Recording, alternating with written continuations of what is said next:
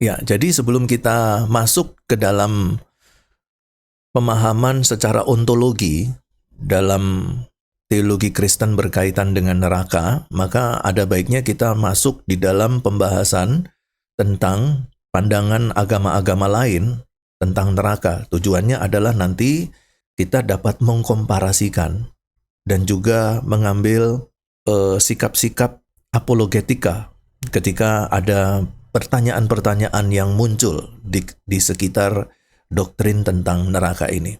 Nah, konsep neraka atau tempat hukuman pasca kematian itu bukan hanya milik dari teologi Kristen, tetapi hadir dalam hampir seluruh agama besar di dunia ini.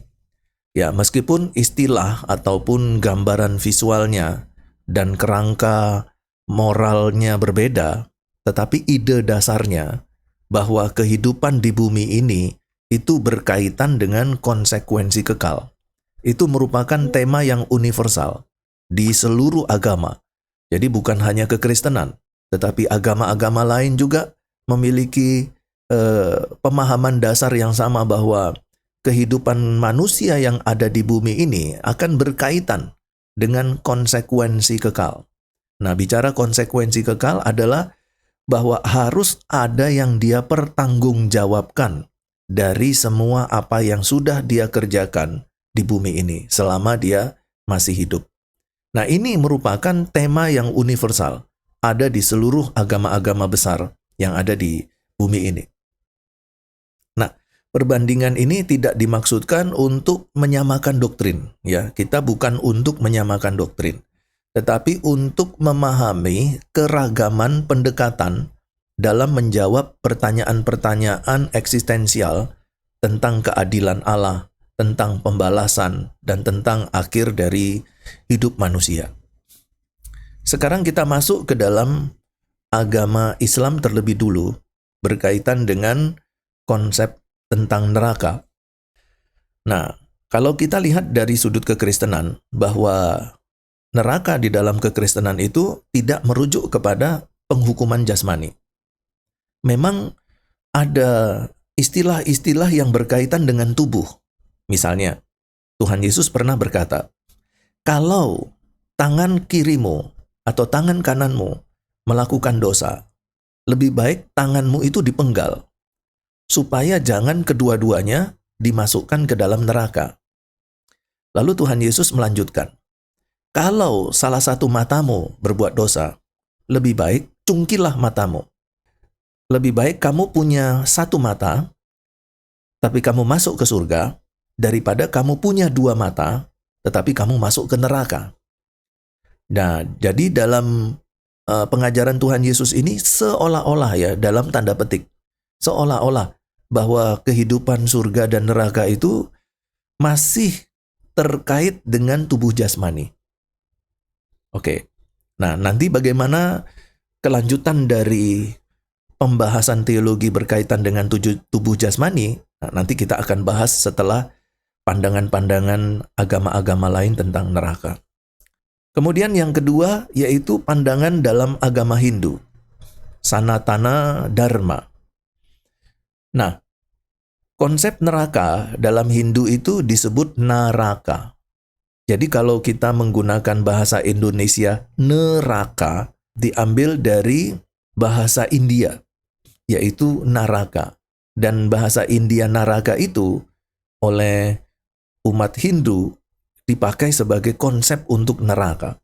Nah, jadi neraka ini berada di bawah dunia manusia, Patala Loka. Dalam Garuda Purana dan Bhagavad Purana terdapat lebih dari 20 jenis neraka, seperti contohnya Raurava, Tamisra, dan Andatamisra. Ini adalah contoh-contoh tingkatan-tingkatan neraka menurut agama Hindu. Jadi ada tingkatannya. Kalau kita di surga ada tingkatan. Paulus dibawa ke surga tingkat yang ketiga. Nah, kalau Hindu itu neraka yang ada tingkatan-tingkatannya. Apakah surga nanti ada tingkatan-tingkatan juga menurut konsep Hindu? Nah, nanti kita akan pelajari pada waktu kita belajar tentang surga. Jadi neraka ini bukan tempat hukuman kekal menurut agama Hindu, melainkan tempat pembersihan. Jadi pembersihan apa? Pembersihan karma, yaitu karma-karma yang buruk sebelum reinkarnasi. Dewa Yama, yaitu dewa kematian, berperan sebagai hakim atas tindakan moral manusia. Jadi nanti manusia-manusia Hindu itu nanti dihakimi oleh Dewa Yama, dewa kematian. Nah, dari situ mereka akan diputuskan masuk ke neraka tingkat yang keberapa, ya sesuai dengan perbuatannya. Tetapi sekalipun demikian, neraka itu bukan tempat hukuman kekal, ya, tetapi hanya tempat pembersihan. Setelah itu nanti mereka akan reinkarnasi.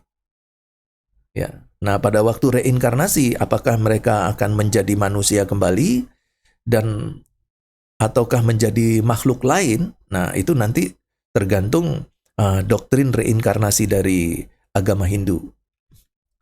Kemudian bagaimana dengan lamanya neraka dan masa transisinya? Karena kan tadi dikatakan neraka itu tidak kekal ya, tetapi sebagai masa transisi saja, ya. Karena itu sebagai tempat pembersihan. Nah, setelah masa tertentu sesuai dengan karma, jiwa akan reinkarnasi ke bentuk kehidupan lain. Bisa lebih rendah atau juga bisa lebih tinggi. Jadi ada orang Hindu mati. Kemudian dia dihakimi oleh dewa kematian, yaitu Dewa Yama. Kemudian nanti Dewa Yama memutuskan orang Hindu ini dia masuk ke dalam neraka tingkat yang keberapa, karena ada 20 tingkat. Kemudian setelah masa tertentu sesuai dengan karmanya, maka orang itu akan dikeluarkan dari neraka untuk mengikuti tahapan berikutnya. Apa tahapan hidup berikutnya? Reinkarnasi.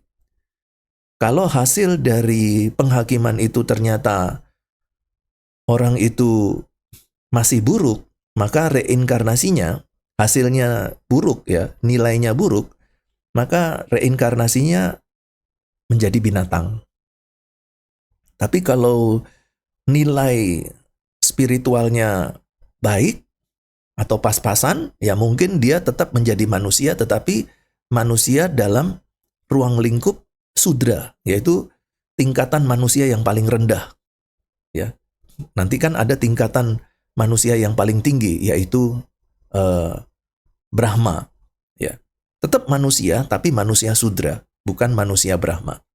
Kemudian neraka itu bukan final, tetapi bagian dari siklus samsara. Jadi siklus samsara itu kelahiran kembali, ya, reinkarnasi. Itu dari pandangan Hindu. Kemudian dari pandangan Buddha, dalam Buddhisme, neraka disebut sebagai naraka. Jadi istilah Hindu dan Buddha tentang neraka itu sama, naraka, ya. Dan terbagi menjadi neraka panas dan juga ada neraka dingin. Jadi ada neraka dingin di Buddha. Ya. Jadi kalau mungkin ada orang Buddha mati, bisa saja mereka dikirim ke neraka yang dingin. Dengan tingkat-tingkat siksaan yang sangat lama, tetapi tidak kekal. Sumber ajarannya terdapat dalam Tripitaka dan Sutra Mahayana, khususnya dalam teks seperti Devadatta Sutta dan juga Avicii. Nah, ciri khas dari neraka Buddha adalah konsekuensi dari karma negatif dan tidak melibatkan hukuman dari pribadi ilahi. Jadi tidak ada keterlibatan pribadi ilahi dalam hukuman tersebut. Jadi ini hanya berkaitan dengan karma negatif, ya, konsekuensi dari karma negatif. Jadi tanpa penyesalan, makhluk akan menderita selama jutaan tahun. Tetapi akan keluar begitu karma buruknya habis.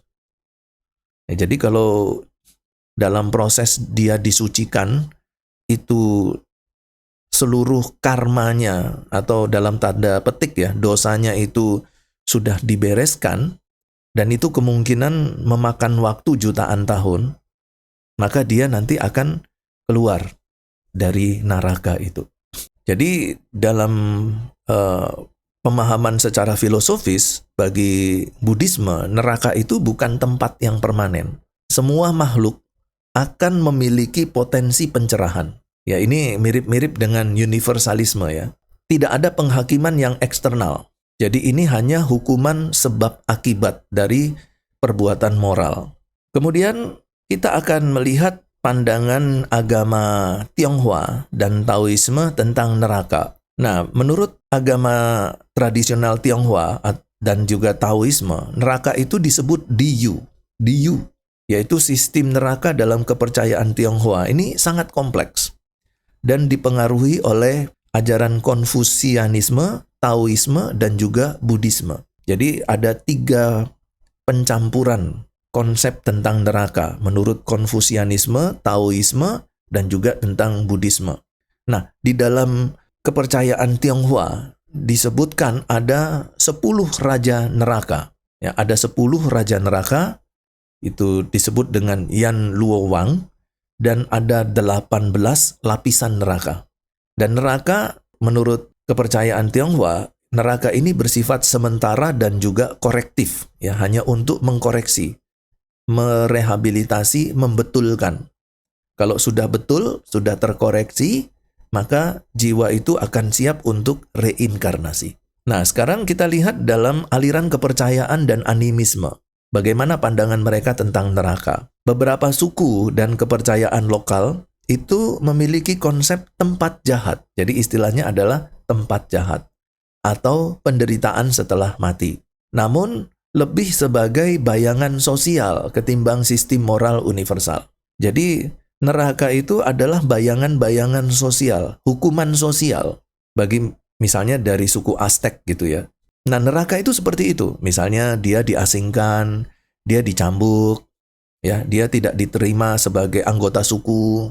Ya, neraka itu dipahami hanya seperti itu. Nah, suku Aztec percaya pada Mictlan. Mictlan, dunia bawah yang bukan penghukuman, tetapi tempat jiwa biasa. Nah, dalam kepercayaan Batak itu dikenal dengan konsep Banua Toru. Banua Toru. Ya, tempat arwah yang gelisah. Nah, jadi dari beberapa konsep tentang neraka dari beberapa agama-agama besar yang ada di dunia ini, ya, kita dapat lihat bahwa konsep neraka itu ditemukan di hampir semua agama-agama besar. Nah, hanya dalam kekristenan, khusus pandangan ortodoks dan Islam, neraka itu dipahami sebagai hukuman kekal oleh pribadi ilahi yang adil. Nah, sebaliknya dalam tradisi India dan Timur, neraka cenderung bersifat impersonal, sementara, dan edukatif. Jadi neraka itu tempat pembelajaran, tempat koreksi. Ya, kalau sudah beres semuanya, karmanya, nanti dia siap untuk menjadi manusia lagi. Ya, kalau nilainya bagus, kalau karmanya bagus. Nah, ini semua itu dikaitkan dengan karma dan reinkarnasi, ya, menurut tradisi India dan agama-agama timur yang lain. Nah, hal ini menggarisbawahi bahwa doktrin neraka di dalam kekristenan itu berakar dari dalam relasi pribadi antara Allah dan manusia yang berpuncak pada penghakiman kekal berdasarkan penolakan terhadap kasih karunia di dalam Yesus Kristus. Yohanes 3 ayat 18. Nah, setelah kita memahami secara umum ya konsep neraka dari berbagai macam agama, maka sekarang kita akan masuk di dalam konsep neraka secara mendetail dari pandangan kekristenan itu sendiri. Sekarang kita masuk di dalam dasar Alkitabiah atau studi eksegese tentang neraka. Nah, tadi kita memang sudah mendapatkan penjelasan-penjelasan tentang etimologi dan juga terminologi dari neraka, tetapi kita akan ulangi sekali lagi tujuannya agar kita semakin memahami dan semakin mengingat. Neraka ini di dalam Alkitab dijelaskan dengan menggunakan beberapa istilah. Yang pertama Sheol, Ibrani, dari bahasa Ibrani. Dalam perjanjian lama, Sheol itu merujuk pada dunia orang mati, baik untuk orang benar maupun orang jahat. Orang benar akan masuk ke bagian yang namanya Firdaus, tetapi orang yang jahat dia akan masuk di Basanos. Sama-sama kedua-duanya ada di dalam Hades, tetapi yang satu disebut dengan Firdaus, yang satu disebut dengan Basanos. Kemudian istilah yang kedua yaitu Hades dalam bahasa Yunani. Di dalam perjanjian baru, Hades sering menjadi padanan dari Sheol. Tetapi kadang juga Hades ini mengandung nuansa penghukuman sementara. Kita bisa bandingkan di dalam Lukas 16 ayat 23. Kemudian istilah yang ketiga yaitu Gehenna. Istilah ini digunakan Yesus untuk menyatakan tempat hukuman kekal. Misalnya di dalam Matius 5 ayat 22 dan Matius 10 ayat 28. Gehenna ini merujuk pada lembah Hinnom, tempat pembakaran sampah, dan juga korban manusia dalam perjanjian lama. Kemudian istilah yang keempat yaitu danau api atau lautan api dalam Wahyu 20 ayat 14 dan 15. Nah, ini adalah tempat akhir bagi iblis, maut, dan mereka yang tidak tercatat dalam kitab kehidupan. Jadi lautan api neraka ini dulunya dia hanya disediakan atau diciptakan hanya untuk penghukuman bagi iblis dan malaikat-malaikatnya. Malaikat-malaikat yang mengikutinya. Tetapi karena manusia juga pada akhirnya berbuat dosa, maka manusia ini dimasukkan juga ke dalam neraka. Kenapa? Karena Allah ketika menciptakan manusia, Allah tidak pernah mengkonsepkan manusia itu harus binasa. Konsep ketika Allah menciptakan manusia adalah bahwa semua manusia diselamatkan dan tetap ada di dalam surga, dalam persekutuan yang indah dengan Allah. Ya, tetapi ternyata faktanya membuktikan bahwa manusia makan pohon pengetahuan baik dan jahat, berdosa, dan seluruh manusia yang merupakan keturunannya itu juga akhirnya terkena dampak dosa keturunan dan akhirnya berdosa juga.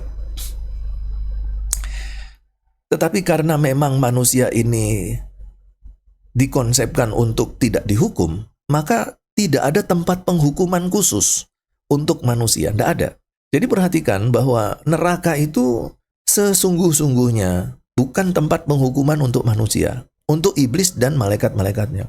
Tetapi karena manusia berdosa dan tidak ada tempat penghukuman khusus untuk manusia berdosa, maka digunakanlah neraka sebagai tempat penghukumannya untuk manusia. Jadi dalam konsep ini jelas sekali terlihat bahwa Allah itu adalah Allah yang penuh kasih, yang sesungguh-sungguhnya Allah itu tidak menginginkan satu orang pun binasa, dihukum di neraka. Allah tidak menginginkan itu. Ketika manusia pertama kali jatuh ke dalam dosa, langsung Allah itu sudah membuat satu perencanaan bagaimana menyelamatkan manusia. Itulah yang disebut dengan proto-evangelium.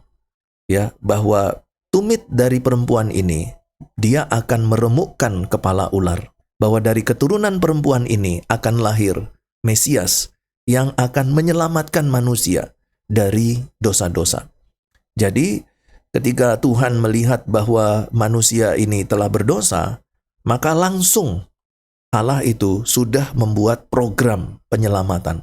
Dan nanti akan dipenuhi atau digenapi oleh kelahiran Tuhan Yesus Kristus, inkarnasi Yesus Kristus. Disitulah nanti kemudian masuk di dalam proses di mana Tuhan Yesus harus menjadi seorang yang akan menanggung seluruh hukuman dosa manusia di atas kayu salib.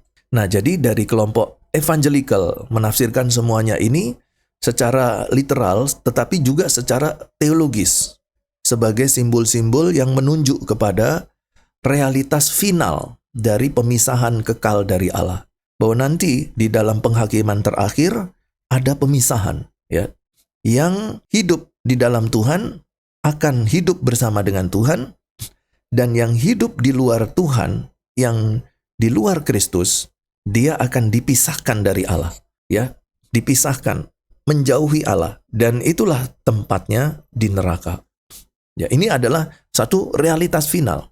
Pemahaman tentang neraka menurut evangelical itu dia merupakan pemahaman literal. Kalau di dalam Alkitab itu tercatat lautan api, maka dipahami ada apinya, dan itu dalam bentuk lautan. Kalau terdapat siksaan, ya berarti ada siksaan secara literal. Kalau disebutkan ada kegelapan yang paling gelap, ya sudah, di situ ada kegelapan paling gelap. Kalau ada ulat mayat, ya secara literal ditafsirkan bahwa ada sesuatu yang mirip ulat mayat yang nanti dipakai sebagai satu instrumen atau alat penyiksaan di neraka. Dan di situ terdapat kertakan gigi dan terdapat ratapan yang luar biasa, penyesalan yang tidak pernah habisnya. Dan itu dimaknai secara literal, walaupun juga ada pemahaman teologis di dalamnya. Jadi, neraka itu bukan sekedar konsep alegori, ya, melambangkan atau perlambangan tentang sebuah penderitaan, tetapi suatu kenyataan eksistensial. Jadi eksistensi dari neraka itu faktual, begitu nyata, di mana manusia akan mengalami akibat dari dosa, atau manusia itu harus mempertanggungjawabkan dosa-dosanya dalam ketidakhadiran kasih Allah atau kasih karunia Allah. Nah, dalam pemahaman ini kemudian muncul satu pertanyaan kritis. Bukankah kita orang Kristen adalah orang-orang yang sudah diselamatkan dan kita pasti mendapatkan hidup yang kekal? Ya, janji hidup yang kekal itu sudah diberikan Bapa melalui Yesus Kristus. Begitu kan ya? Tetapi kenapa harus ada pernyataan bahwa kita orang-orang Kristen, kita anak-anak Tuhan, juga harus mempertanggungjawabkan perbuatan kita? Seolah-olah perbuatan baik kita atau perbuatan kita selama di bumi itu menjadi salah satu yang dipertimbangkan oleh Allah, apakah seorang Kristen itu nanti dia masuk surga atau tidak. Karena tetap harus mempertanggungjawabkan perbuatan. Fakta yang lain bahwa banyak orang Kristen, dan memang semua orang Kristen itu sekalipun dia sudah lahir baru, dia juga tetap masih bisa jatuh di dalam dosa. Itu kata Yohanes Calvin ya, bahwa status orang-orang percaya, orang Kristen yang sudah lahir baru, itu statusnya menjadi anak Allah. Tetapi kondisinya itu masih orang berdosa. Itu berarti bahwa anak-anak Tuhan masih memiliki peluang untuk berbuat dosa, sekalipun dia sudah lahir baru. Nah, berkaitan dengan neraka, apakah orang-orang Kristen yang masih bisa berbuat dosa ini tetap harus mempertanggungjawabkan perbuatannya setelah kematian dan mempertanggungjawabkannya di hadapan takhta pengadilan Allah yang terakhir? Itu pertanyaannya. Dan apakah itu juga akan mempengaruhi keputusan seorang Kristen yang sudah mengikut Yesus? Apakah perbuatan-perbuatannya itu juga akan mempengaruhi bahwa bisa saja walaupun dia sudah lahir baru, dia sudah mengikut Yesus, karena perbuatan-perbuatannya akhirnya tidak jadi masuk ke surga? Apakah bisa seperti itu? Nah, jawaban untuk pertanyaan ini itu lebih tepat itu dijawab oleh dosen dari mata kuliah soteriologi, ya, mata kuliah tentang keselamatan. Nah, tetapi dari sini kemudian muncul, ya, tadi seperti saya katakan bahwa pernyataan-pernyataan penjelasan tentang neraka itu akhirnya dapat menimbulkan pertanyaan-pertanyaan seperti itu, ya, bahwa neraka itu bukan sekedar konsep alegoris, ya, perlambang-lambangan atau sesuatu yang hanya sebuah simbol saja tentang penderitaan setelah kematian, tetapi adalah suatu kenyataan eksistensi. Jadi eksistensi neraka itu faktual, di mana nanti setiap manusia, Kristen tidak Kristen, akan mengalami akibat atau bertanggung jawab atas semua dosa-dosa perbuatan-perbuatannya yang telah dia lakukan selama dia ada di bumi. Nah, sekarang kita melihat karakteristik neraka menurut evangelical. Ya, seperti tadi kita sudah dengar berulang kali bahwa neraka ini sebenarnya adalah pemisahan kekal dari Allah. Jadi kelompok evangelical percaya bahwa inti dari neraka itu adalah ketiadaan relasi dengan Allah yang penuh kasih. Neraka adalah tempat pemisahan dari hadirat Tuhan dan dari kemuliaan kekuatan Tuhan, Allah. Itu kita bisa bandingkan di 2 Tesalonika 1 ayat 9. Jadi ini bukan hanya sekedar hukuman fisik, tetapi penderitaan rohani yang begitu mendalam akibat kehilangan kehadiran Allah, kehilangan Allah sebagai sumber segala kebaikan. Jadi Allah itu sumber kebaikan. Kalau dia tidak hadir di dalam kehidupan seseorang, maka hanya ada siksaan dan kejahatan. Karena itu tadi ada pertanyaan, Pak, apakah orang-orang yang ada di dalam neraka masih bisa berpikir tentang kebaikan? Apakah masih bisa berpikir tentang kasih? Apakah masih bisa berpikir tentang pengampunan? Sudah tidak lagi. Kenapa? Karena sudah terpisah dari Allah yang maha baik. Dan kalau terpisahnya itu sudah sampai ke Gehenna, yaitu tempat yang begitu gelap dan sangat gelap, betul-betul terputus, tidak ada satu benang pun yang menghubungkan dengan Allah, maka hanya kejahatan yang ada di sana. Hanya siksaan, hanya keburukan yang ada di sana. Kemudian neraka, konsep neraka itu adalah hukuman yang adil. Jadi neraka itu adalah ekspresi keadilan Allah terhadap dosa. Allah itu adil, jadi ketika dia melihat ada fakta dosa dan yang melakukan itu adalah manusia, maka manusia harus dihukum.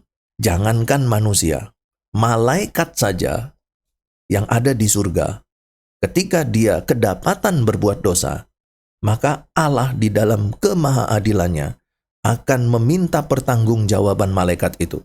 Dan akhirnya malaikat itu harus menanggung hukuman karena dia telah melakukan perbuatan dosa. Begitu juga dengan manusia. Jadi kekristenan mengajarkan bahwa karena Allah adalah kudus dan adil, maka dosa yang adalah pemberontakan terhadap dirinya akan menuntut hukuman yang setimpal. Jadi orang-orang yang berdosa akan dituntut oleh Allah di dalam penghakimannya dan di dalam keadilannya. Jadi neraka itu bukan kejam, bukan menunjukkan bahwa Allah itu kejam, tetapi ini adalah konsekuensi dari keadilan Allah. Nah, tetapi ada kabar sukacita berkaitan dengan statement tadi ya. Apa kabar sukacitanya? Allah Bapa, Yahweh, itu adalah Allah yang maha adil. Dia maha kudus. Dan karena itu dia tidak akan pernah membiarkan dosa bercokol di hadapannya. Itu pasti akan dibereskan di dalam sistem pengadilan Allah. Ya. Nah, tetapi ketika ada orang berdosa menghadap Tuhan, lalu kemudian orang berdosa ini berkata, "Betul Bapa, saya memang orang yang sangat berdosa, tetapi dosa saya sudah ditanggung oleh Yesus. Dan Tuhan Yesus sekarang adalah menjadi pembela saya." Jadi di dalam takhta pengadilan, ketika Allah mengadili kita, Tuhan Yesus maju. Bahasa yang sederhana, Tuhan Yesus mengatakan, "Betul Bapa, anak ini memang hidup di dalam dosa. Tetapi saya telah mati menggantikan dia. Dosa-dosanya, semua hukumannya sudah saya tanggung. Ini, anak ini, dia ini telah menjadi anak saya. Maka terimalah dia Bapa di dalam persekutuan dengan kita." Nah, jadi Tuhan Yesus itu nanti membela kita di hadapan Bapa yang sedang menuntut keadilan atas dosa. Lalu ketika Bapa melihat Yesus Kristus, Bapa kemudian oke, betul memang dosa-dosanya telah engkau tanggung. Itu berarti bahwa semua dosanya sudah beres. Tidak ada dosa yang tidak dibereskan atau belum dibereskan. Maka sekarang dia boleh masuk ke surga.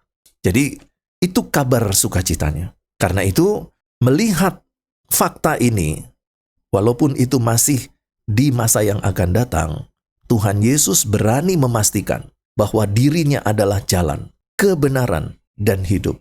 Di dalam Tuhan Yesus ada kehidupan yang kekal. Bahwa Dia yang akan menjamin kita untuk masuk ke surga. Bahwa Tuhan Yesuslah yang akan menjadi pembela kita di hadapan Bapa yang Maha Adil itu. Dan bahwa Tuhan Yesuslah yang memberikan kepada kita jalan dan memperlengkapi hidup kita dengan kebenaran melalui Roh-Nya yang kudus. Sehingga yang tadinya kita ini adalah orang-orang yang sudah pasti masuk neraka, tetapi oleh karena Tuhan Yesus Kristus, kita bisa masuk ke surga. Begitu.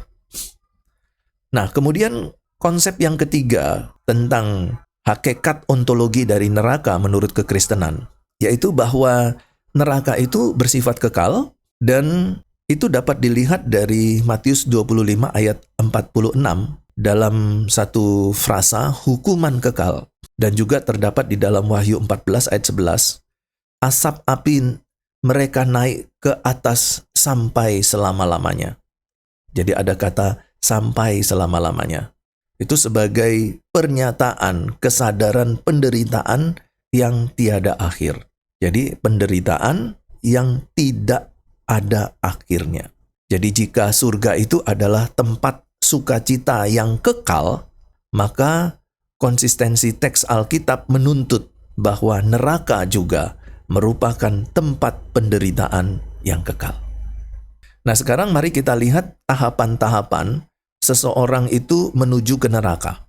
Nah, di dalam kekristenan, secara khusus di dalam teologi evangelikal, kehidupan manusia tidak berakhir di kematian biologis. Alkitab menunjukkan bahwa setelah kematian, jiwa manusia itu akan masuk dalam dimensi yang tidak terlihat, namun real.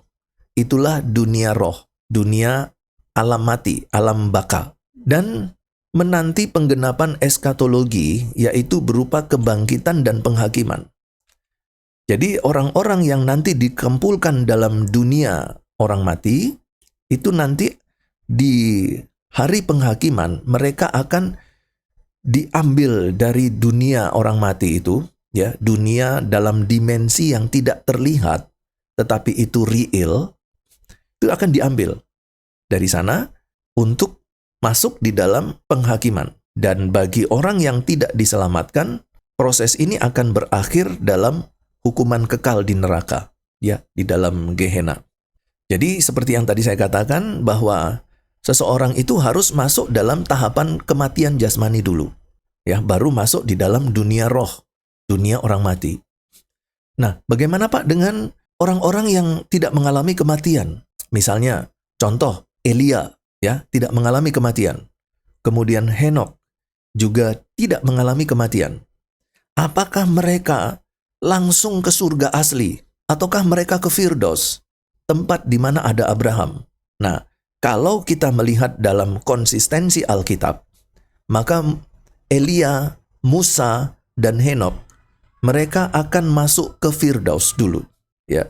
Jadi kalau kita semuanya termasuk Abraham masuk ke Firdaus, berarti juga Musa, Elia, dan juga Henok yang terangkat ke surga, itu dia akan masuk ke Firdaus. Ya, jadi Firdaus ini seperti surga, tetapi belum surga yang sesungguhnya. Kemudian setelah seseorang ini mati secara jasmani, maka kemudian dia akan masuk ke intermediate state, ya, yaitu tempat sementara atau keberadaan antara. Apa yang dimaksud dengan intermediate state ini? Ya, sebelum kita masuk ke dalam penjelasan intermediate state, maka tadi ada pertanyaan, bagaimana dengan seorang anak kecil kalau dia mati? Anak ini kan walaupun masih kecil, dia sudah mendapatkan dosa warisan, ya. Dapatkan dosa warisan yaitu dosa keturunan.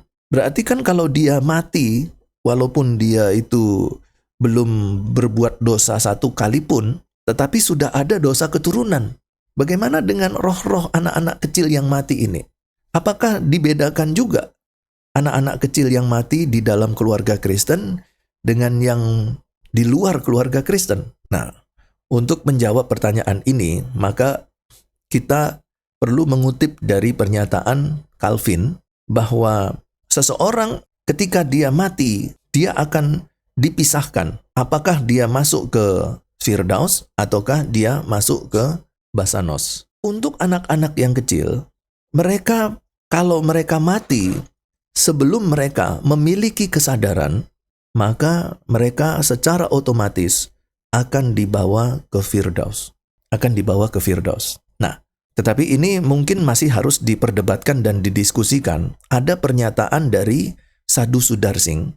Dalam bukunya, Sadhu Sudarsing itu mengatakan bahwa kalau ada anak-anak yang mati, maka mereka ini akan dididik oleh para malaikat untuk mengenal Kristus.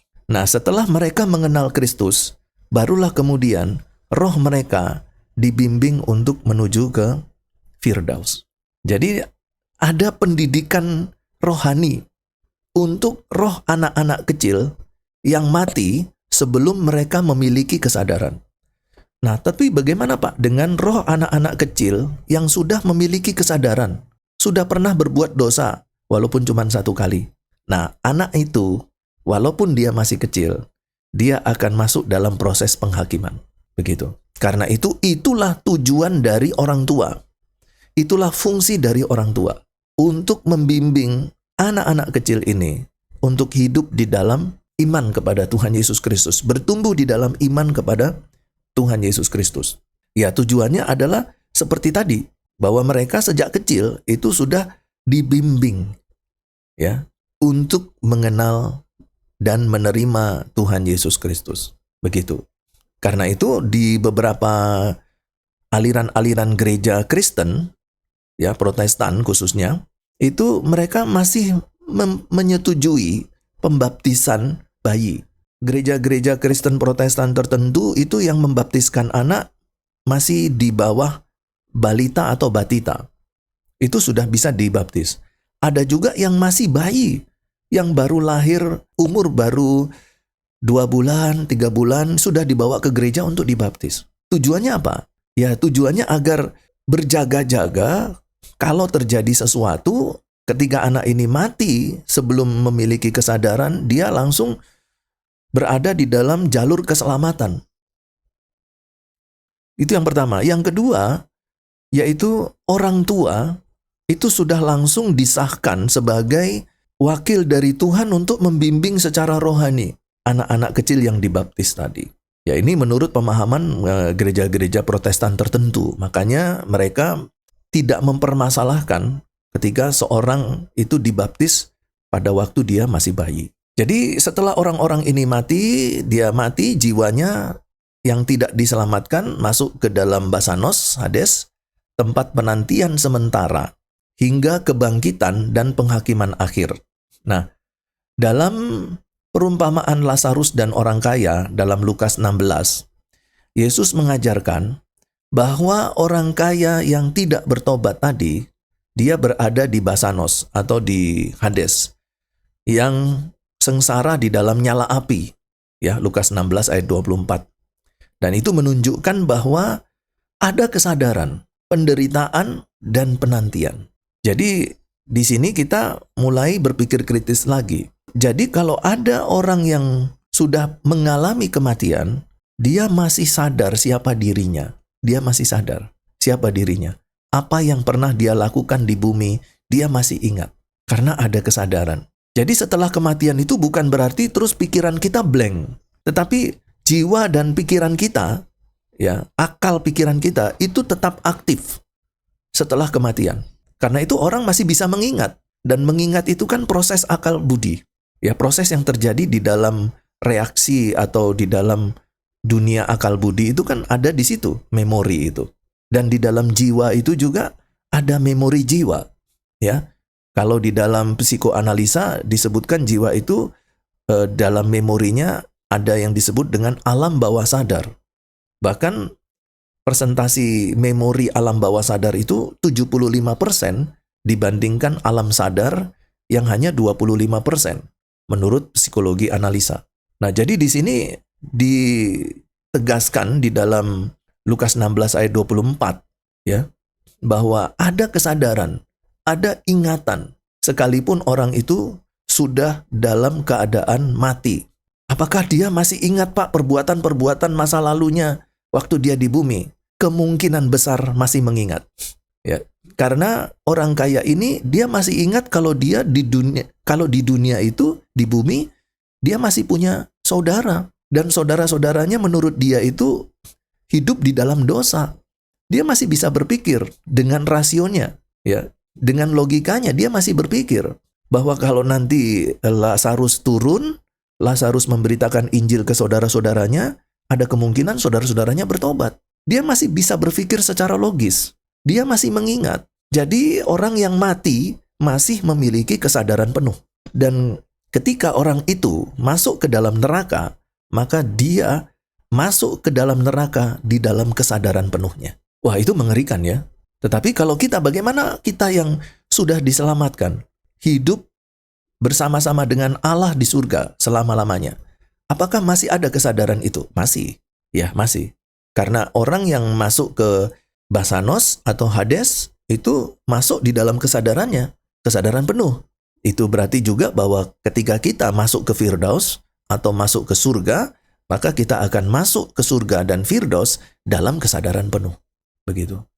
Kemudian selanjutnya, setelah mereka atau semua orang dimasukkan di dalam dunia orang mati atau intermediate place, ya, Hades atau Sheol ini, lalu akan mengalami proses yang kedua, yaitu kebangkitan orang-orang mati.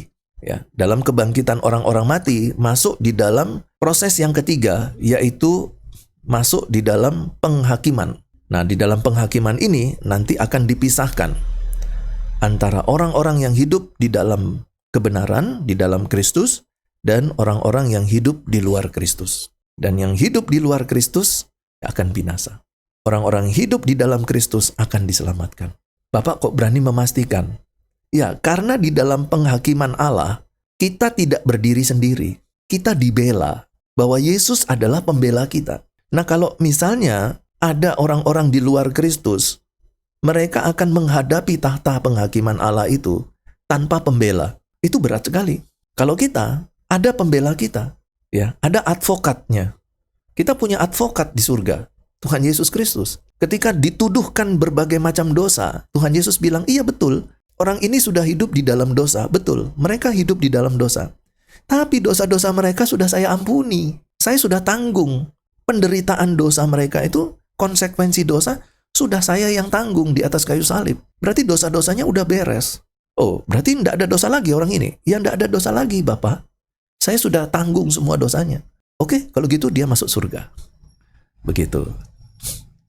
Nah, tetapi kalau orang di luar Kristus, berarti orang itu akan menghadap tahta pengadilan Allah tanpa advokat, ya, tanpa penasehat hukum, tanpa pembela. Dia harus membela dirinya.